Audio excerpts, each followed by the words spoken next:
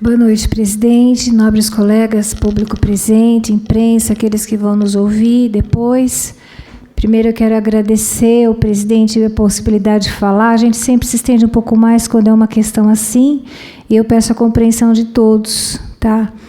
Eu não ia falar a respeito disso, porque no dia que eu fiz a moção, todos os vereadores assinaram. Então, eu vi, não tem nenhum questionamento, não é necessário eu falar.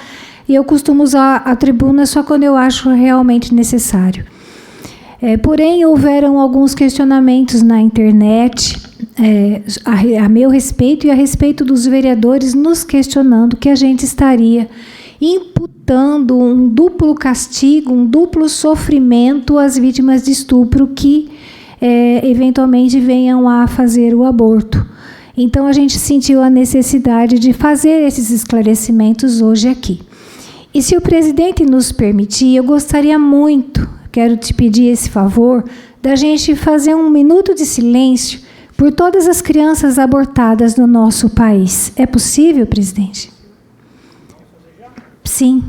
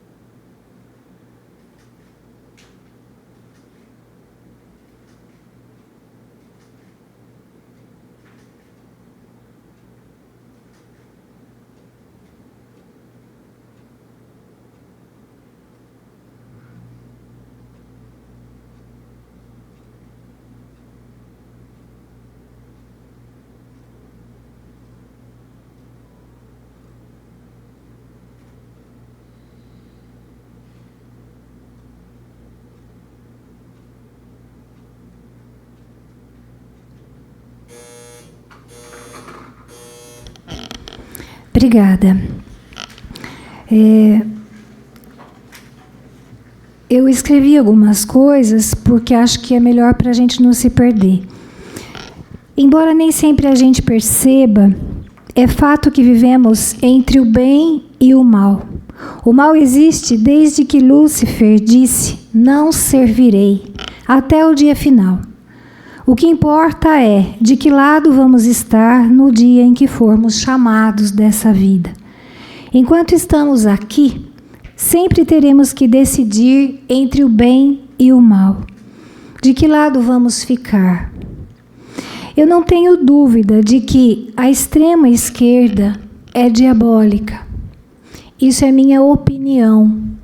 E eu tenho imunidade parlamentar para falar isso aqui. É a minha opinião, eu tenho direito de expressar a minha opinião antes que alguém faça um vídeo novamente, né, falando mal de mim.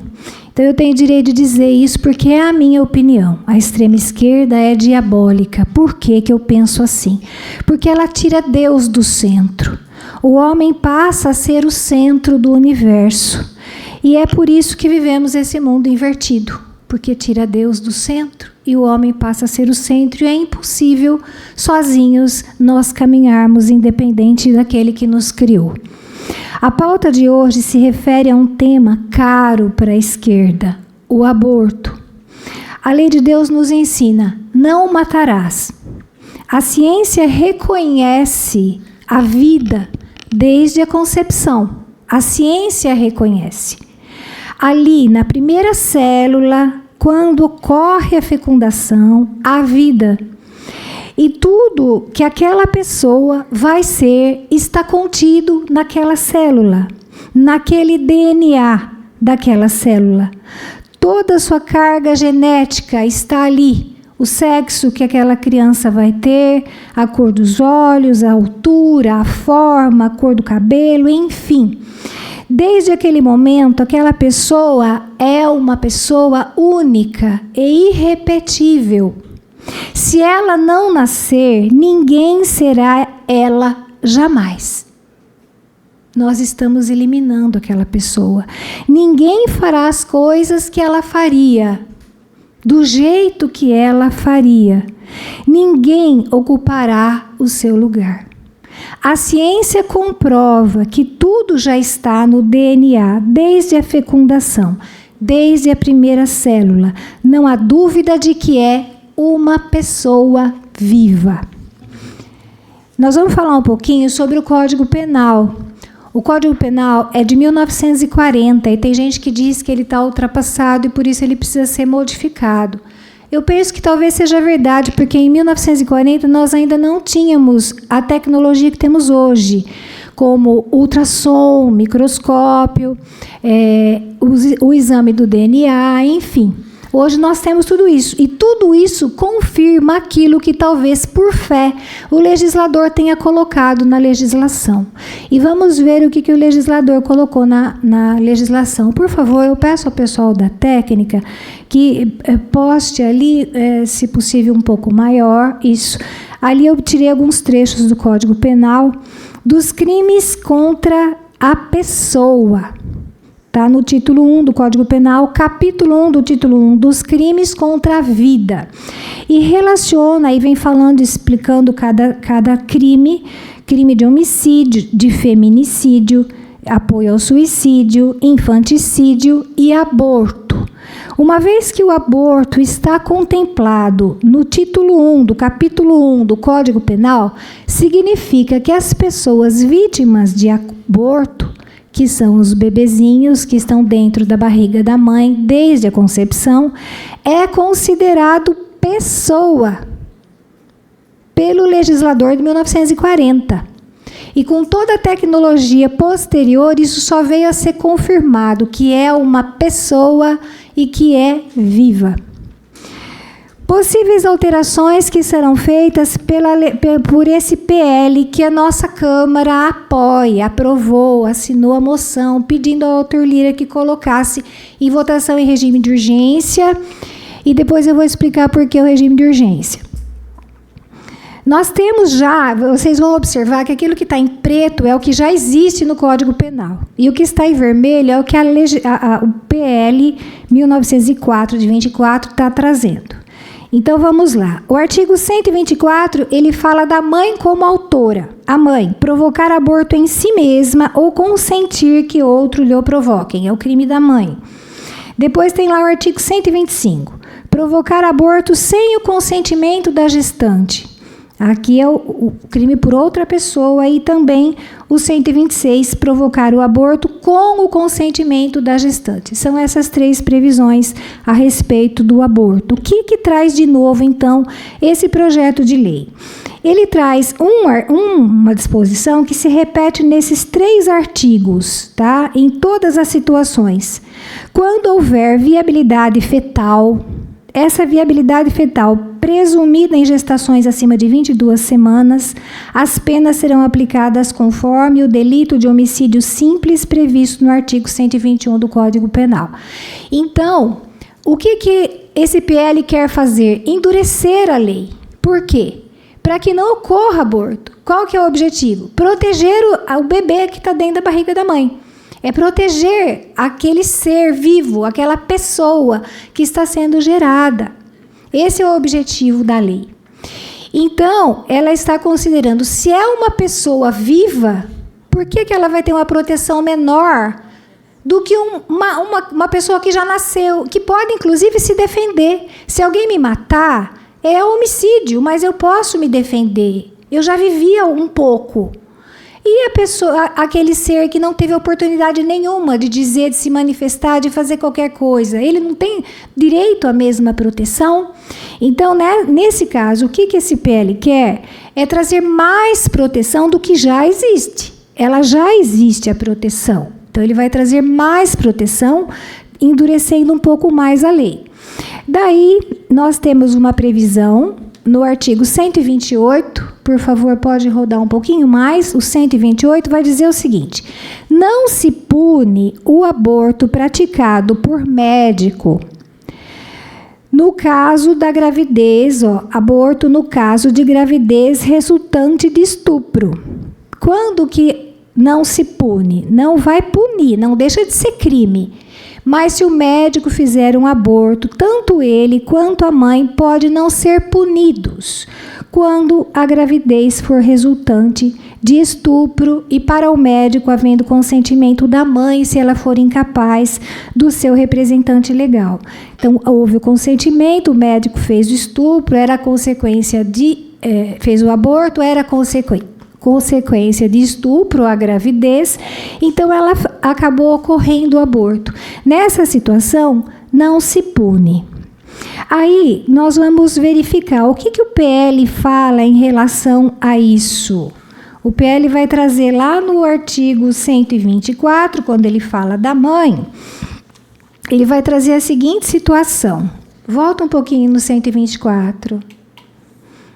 Tem mais uma disposição lá no 124 que vai dizer...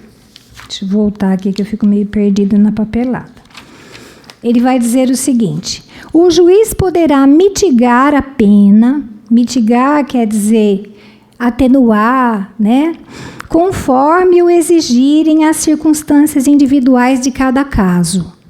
Quer dizer, vai ser considerado um homicídio, mas o juiz, em se tratando da mãe estuprada ou não, dependendo da situação dela, o juiz pode reduzir a pena, conforme exigirem as circunstâncias individuais de cada caso, ou poderá até mesmo deixar de aplicá-la, se as consequências da infração atingirem o próprio agente, quer dizer, a própria pessoa que o praticou, de forma tão grave que a sanção penal se torne desnecessária. Quando acontece isso? Às vezes a mãe pratica o aborto, mas depois ela tem um grande arrependimento, ela sofre com aquilo. Então, só aquele sofrimento já é bastante para ela.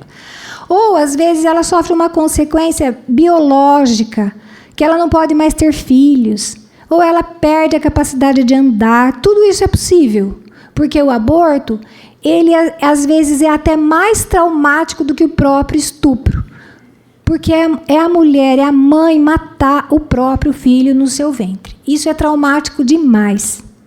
Então, existe essa possibilidade. O juiz vai estudar o caso, ele vai verificar e ele vai aplicar.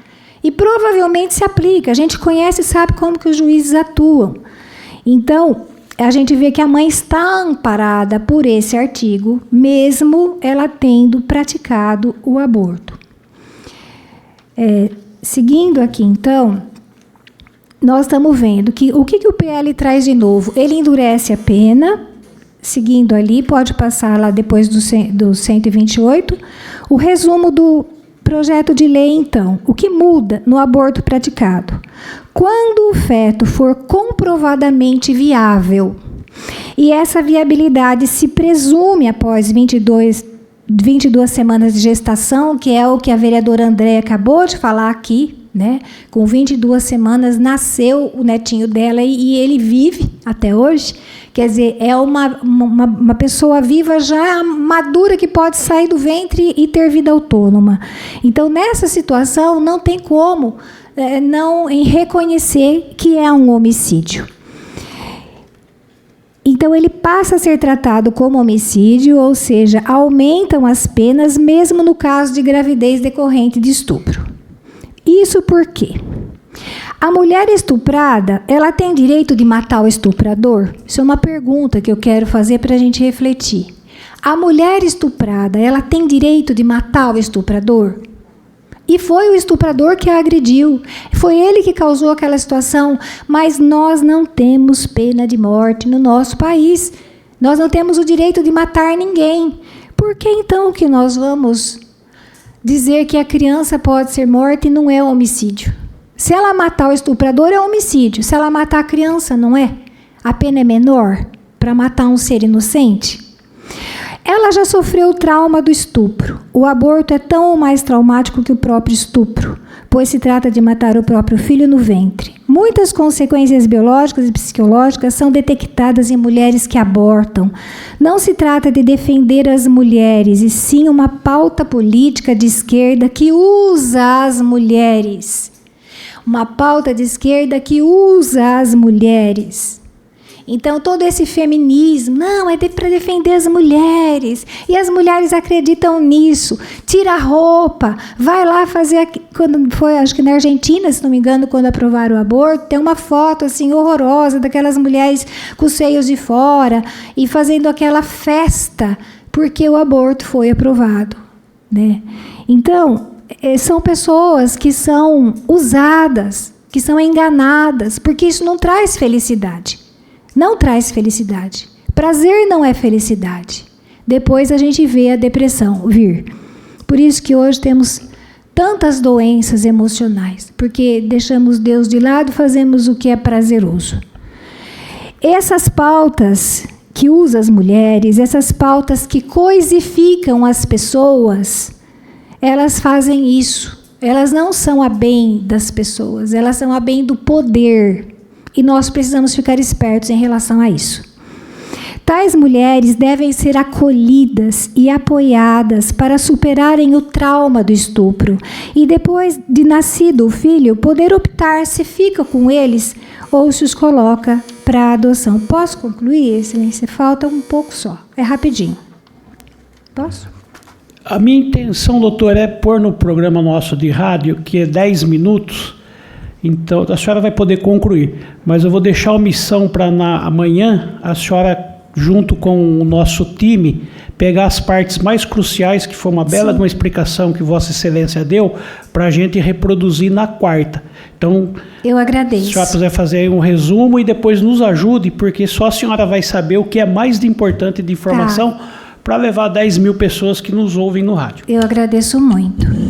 Então, essa celeuma criada pela esquerda, e aqui na nossa cidade, infelizmente, nós temos grupos assim, se não me engano, quem colocou nem se identifica. Então, é uma coisa assim, não nos assusta. Eu nem acompanho as pessoas que falam mal de mim, porque se eu não sou o que falam de mim, eu não me importo, não vou perder sono por causa disso.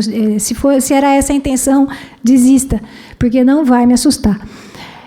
Mas as pessoas, é uma oportunidade, eu vejo isso como uma oportunidade de trazer a verdade, e a verdade liberta, a verdade nos encoraja, a verdade nos esclarece e nos dá a oportunidade de mudar o nosso posicionamento, muitas vezes aqueles que não tinham conhecimento. Então, essa celeuma criada de que as mulheres estupradas serão duplamente sacrificadas, além do estupro sofrido, ainda sofrerão penas de homicídio, é preciso saber se realmente houve estupro. Por quê? Nós temos uma lei que chama Lei do Minuto Seguinte. Essa Lei do Minuto Seguinte, ela é de autoria da deputada, ex-deputada Yara Bernardi, do PT. Diz alguma coisa de esquerda? Do PT. Foi assinada pela Dilma, né, no governo da presidente Dilma, que também é do PT. E essa lei do Minuto Seguinte, ela traz algumas coisas boas, sim, de atenção às mulheres, enfim. Aí traz lá no artigo 2º dessa lei, considera-se violência sexual, para efeitos dessa lei, qualquer forma de atividade sexual não consentida. E, em seguida, ela fala dos serviços. O atendimento imediato obrigatório em todos os hospitais integrantes da rede do SUS compreende os seguintes serviços. E aí lá tem uma relação de serviços.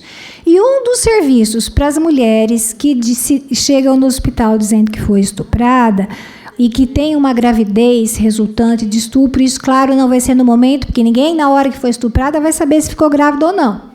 Isso vai demorar um tempo. Então, quer dizer, se ela for atendida, se ela for acolhida, se ela passar por um tratamento, ela vai ter tempo de pensar depois, quando ela souber da gravidez, o que ela pode fazer. Então, não vai ser no momento. Se ela chegar no hospital falando que está grávida em decorrência de um estupro. Aqui eles chamam esse serviço, sabe como? Profilaxia. O que é uma profilaxia? É uma limpeza. Quer dizer que a criança é uma sujeira que ficou dentro dela. Então, essa é a visão que eles têm de uma pessoa que está sendo gerada no ventre de uma mulher, que ela é uma sujeira. Então, precisa ser feita a profilaxia. É assim que eles tratam, tá?